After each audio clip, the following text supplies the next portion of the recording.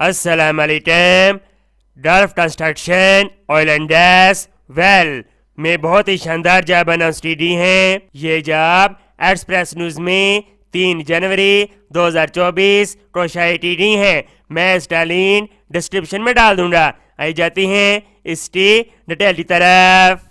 Staff required number 1 accountant, number 2 mechanical engineer, number 3 electro mechanical assistant engineer, number 4 quality insurance quality control engineer, number 5 camp manager, number 6 document controller, number 7 civil engineer, number 8 petroleum engineer, number 7 data interpreter, number 9 site coordinator. तमाम ख्वाहिशमंद उम्मीदवार अपना CV इस email group पर send कर दें। ये telephone number दिया गया है, आप इनसे रब्ता कर सकते हैं।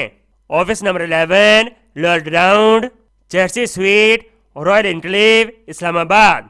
उम्मीद करते हैं ये जॉब आपको बहुत ज़्यादा पसंद आई होगी। इस स्वाब की नीचे शेयर करें। मैं तो स्टूडियो में और अल्लाह हाफिज़।